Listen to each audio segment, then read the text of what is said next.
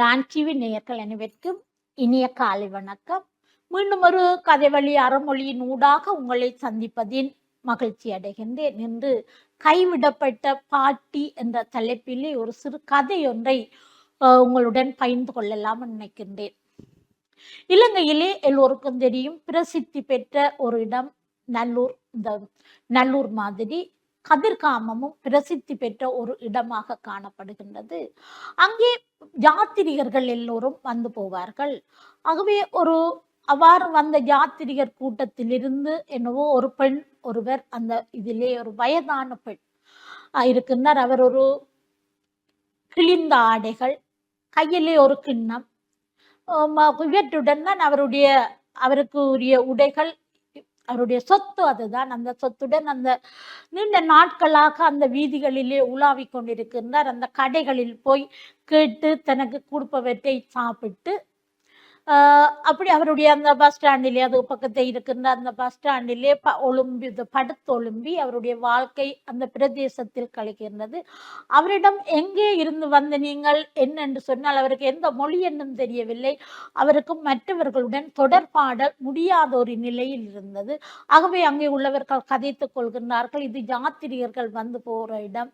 நான் நினைக்கின்றேன், வேறு நாடுகளிலிருந்து அல்லது தூர பிரதேசத்திலிருந்து கொண்டு வந்து விட்டுட்டு அவரை அங்கே போயிருக்கலாம் என்று சொல்லி இருக்கின்றார்கள். அந்த நேரம்தான் அந்த பக்கத்து அருகில் உள்ள பாடசாலை மாணவர்கள் ஒரு நாள் இவற்றை பார்த்து கொண்டு செல்வார்கள். ஆகவே டீச்சர் ஒப்பமும் சொல்லிக் கொடுப்பார், எல்லாரிடமும் நாங்கள் அன்பு செலுத்த வேண்டும் என்று.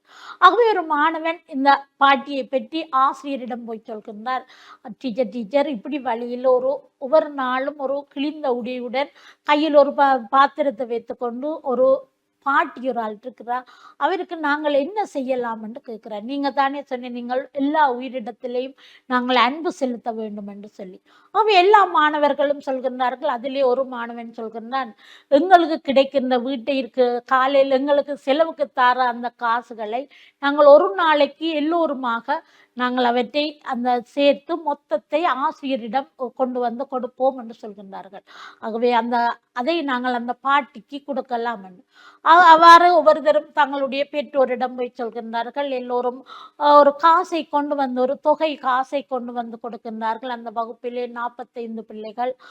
ஆகவே அவர்களுடைய அந்த சேர்த்த தொகையில் எல்லோருமாக சேர்த்த தொகை 8000 ரூபாய் வருகின்றது. ஆகவே டீச்சர் ஒரு 2000 போட்டு அந்த பாட்டியிடம் கொண்டு போய் அவர்கள் அந்த 10,000 கொடுக்கின்றார்கள். ஆகவே அந்த பாட்டி கண்ணீர் மெல்க அந்த காசை வேண்டி போட்டு அவர்களிடம் கையெடுத்து கும்பிடுகின்றார். அது அந்த எல்லோருடைய மாணவர்களுடைய மனதையும் அது பாதிக்க செய்கின்றது.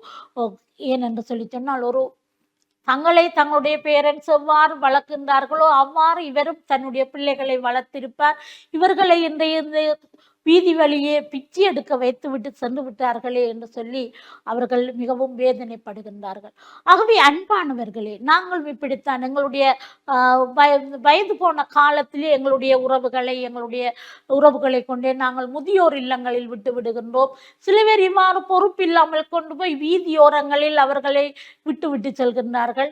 எங்களை ஒவ்வொன்றாக பார்த்து பார்த்து வளர்த்த அந்த எமது பெற்றோர்களை, பெரியவர்களை நாங்கள் வயதான காலத்திலே இவ்வாறு அவர்களை அலைய விடக்கூடாது என்று சொல்லி கொண்டு, உண்மையிலே அவ்வாறு அவர்களை நாங்கள் கடைசி காலங்களில் நல்ல முறையில் பார்ப்பதனூடாக எதிர்காலத்தில் எங்கட பிள்ளைகளும் எங்களை நல்ல முறையிலே பார்ப்பார்கள். அவர்களுக்கு நாங்கள் ஒரு நேரான சிந்தனைகளை இளைய தலைமுறையினருக்கு வழங்க வேண்டும். நம்முடைய பெற்றோர்களை நாங்கள் எங்களை பார்த்து பார்த்து வளர்ந்தவர்களை நாங்கள் நல்ல முறையிலே அவர்களுடைய இறுதி காலங்களிலே அவர்களை உபசரிக்க வேண்டும் என்று கூறி இனிய வாய்ப்புக்கு நன்றி கூறி விடைபெறுகிறேன். நன்றி.